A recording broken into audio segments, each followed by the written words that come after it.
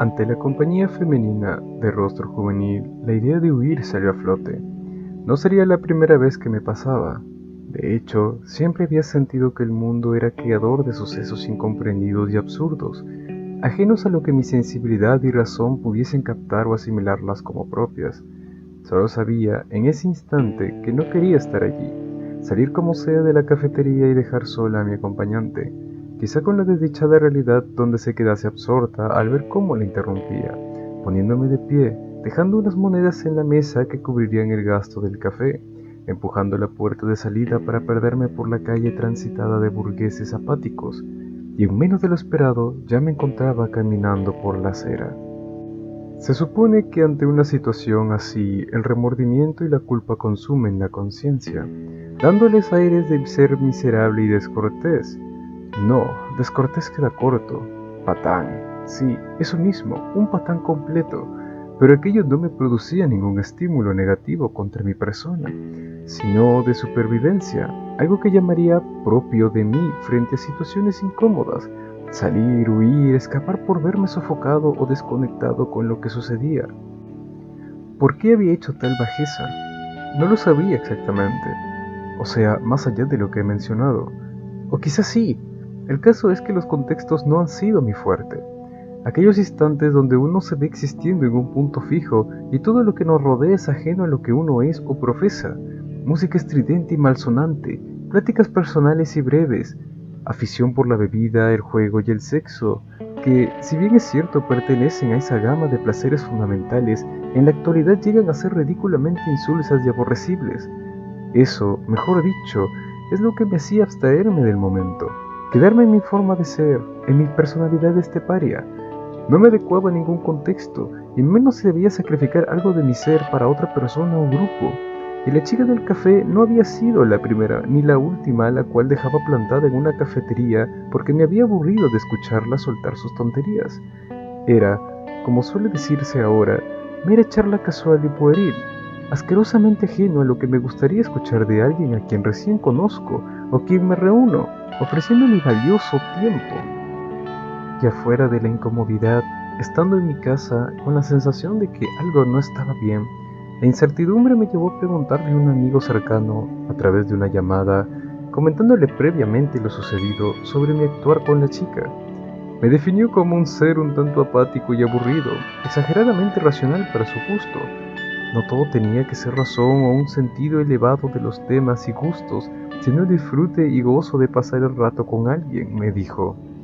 Para mí, vale decir, lo que él decía tampoco estaba sustentado en nada más que aspectos emocionales y corteses, para preservar un orden insensato de las mentes débiles e ignorantes. Cuando se lo dije, su forma de hablar se volvió a la defensiva, como si lo hubiese ofendido de forma abyecta y cortante. Quiera o no, se creaba con frases como esa, pero yo tenía toda la razón del mundo en decirla. También se lo comenté a una amiga, en un segundo intento por no sentir la presión de un cuerpo muerto pudriéndose en mi mente. Sí, la culpa había ganado e invadía los lugares más recónditos de mi ser. Puedo asegurar que su opinión es de lo más abierta, y ese aspecto afecta terriblemente su percepción. Me había olvidado tomar aquel aspecto en consideración antes de cuestionarle lo que había hecho. Al querer englobarlo todo y dar aires de libertad, se olvidaba de lo crudo y hermético que es la existencia y lo que acontece en nuestra realidad. Según ella, yo pasaba el día juzgando a los demás en vez de disfrutar las cosas buenas que podía ofrecerme la vida, las oportunidades, los gustos y placer de conocer a alguien, sobreponiendo todas mis limitaciones que me transforman en un personaje huraño y antipático. Mi respuesta a su opinión era que no todo en la vida podía ser placer, gustos, disfrutes o cosas así. También hay que ser duro y exigente con lo que acontece en la vida. No se puede vivir de la casualidad y la espontaneidad porque trae consigo factores de los cuales podemos arrepentirnos. Conocer a la persona equivocada, hablar con hipócritas, perder el valioso tiempo en una plática que termina siendo discusión. ¿Por qué esperar a que suceda? Mejor es retirarse por lo incómodo que es, o puede llegar a ser, conocer a alguien con su personalidad e ideas, refiriéndome a mi amiga en un tono agresivo. Por eso me colgó y dejó con la sensación del muerto en la cabeza. En síntesis, el mundo no es lo suficientemente agradable para un tipo como yo, me dije, y no porque quisiera que fuese de tal o cual modo, sino porque, en su imperfección, existen más personas, más yos que cohabitan y saludan, y escupen, gritan, callan, hablan, corren, gastan, contaminan, limpian, odian, aman, nacen sin cesar. Agota verse acompañado en un mundo impersonal, único, ausente. ¿Qué sería el mundo sin mí? Continuaría su rumbo. ¿Qué sería yo sin el mundo? Un ser tranquilo. Quizá ni existiría. Sí, eso sería agradable. Ahorrarme las molestias de haber nacido y perecido en la tierra. ¿A qué viene uno al mundo si no es para destruir un poco la vida de uno y de los demás? Y al final, morir, yacer en la nada. Y el resto de seres, ¿qué me importa? Ya en mi habitación, en plena noche fría e ininterrumpida por los ruidos repentinos de los objetos al perder calor, me encontraba en el piso contemplando el techo blanco que me cubría de un cielo oscuro como un manto, mientras en el tornamesa, un gusto burgués y vintage que tengo, heredado de mi madre, reproducía un viejo vinilo con abulladura de un saxofonista famoso de allá por los años 40. A mi lado, el lobo estepario de Hermann Hesse se encontraba abierto, boca abajo, por la parte del tractac del lobo estepario, la página donde me había detenido a leer mi meta del día. Ya conocí el libro porque hacía unos años atrás lo había leído, pero gran enseñanza no obtuve de la filosofía del autor. Ahora lo volví a leer porque lo que me pasaba se asemejaba demasiado a lo que Hesse mencionaba con Harry Haller y su incomodidad por los contextos sociales. Algunos pasajes del libro quedaron olvidados en mi memoria, quizá porque, admito, a veces leo de corrido las obras, sin importarme la profundidad que tengan. Las leo como si se trataran de revistas de 15 páginas o una carta, pero más o menos me acordaba de cómo iba esa parte donde la comparativa que hacía el autor con las personalidades y el jardín interior marcaban la tesis o sustancia de la obra, y, a la vez, el mensaje para los lectores. Aquella escena donde se habla de cómo habitan diferentes bestias a lo largo y ancho del jardín, cada una representando un aspecto de nosotros mismos, nuestras personalidades, y que lo bueno y lo malo en sí no existía como tal, sino que somos aquello. Ser buenos y malos es parte de nuestra personalidad, y que la gracia, el humor, no tomarse tan en serio las cosas es la solución ante el dilema del lobo estepario y la existencia con los demás y, no menos importantes, consigo mismo. No tomarse tan en serio las cosas, me dije, como una contestación lejana. Y mi voz fue opacada por el imponente sonido del saxofón de jazz que tocaba notas suaves y producía en mi cuerpo una sensación de sosiego. Tengo la impresión de que Hesse se equivocaba. Sí, estoy seguro, no todo puede solucionarse con la risa, o dejando la seriedad a un lado por las cosas que no lo ameritan. Todo es serio, todo tiene el tono gris, la estricticidad, directivas e imperativos, aquello que nos hace dejar la sonrisa a un lado y ponernos a pensar, a reflexionar con profundidad. Si no pensamos, somos idiotas. Si somos idiotas, vemos con extrañeza a la profundidad que involucra existir. Es por ello que la realidad posmoderna es extraña. Está plagada de idiotas que abusan de la risa como solución existencial. En la vida podrían mantener una plática que no sea de su propia vida o dejar de lado sus placeres, sin soltar una excusa similar a tómalo con calma, la vida es así. Por supuesto que no se puede. Además, conforme a la personalidad esteparia, al lobo nunca se llega a calmar. El ser solitario siempre vive con su soledad, siempre está al acecho de alguien o algo que lo incomoda, quizá para matarlo, quizá para comprenderlo. Yo he sentido como el lobo ha matado a otros seres, amigos, parejas, gente que pudo ser catalogada como algo en mi pensamiento. Pero lo que más me impacta, ahora que lo pienso bien y entiendo lo que es llevar esa sensación de un cuerpo en la mente en son de culpa, es que el lobo ha matado a las otras bestias en mi jardín. No a todas, pero sí a unas cuantas. He podido ver cómo, en pleno jardín onírico, el lobo rodeaba el cuerpo descuartizado, sangrante, de lo que parecía ser un ave de cuello largo y plumas rosas, de un conejo blanco como la nieve, de un zorro del color del fuego intenso. ¿Qué personalidades serían? ¿Cuáles habían muerto por mi causa y osadía? En mi mirada, esa posada del lobo, en mí el lobo, este retrocedía, asustado, incomprendido, pero aún así desafiante. ¿Qué quería decirme aquella imagen? Si sigo introspeccionando, veo la imagen de una joven, la misma chica que me acompañó en la cafetería. Acariciaba a otro animal del paraíso en plena presencia del lobo. Este le enseñaba los dientes, pero dudaba si atacarla o no. Al final lo hizo, la atacó, matándola con un ataque inevitable al cuello, que tronó como si la imagen de verdad tuviese vida. La imagen, ahora sombra, de la chica se esfumó y vi cómo la bestia, que anteriormente reposaba entre sus manos, quedaba solitaria sobre el pasto.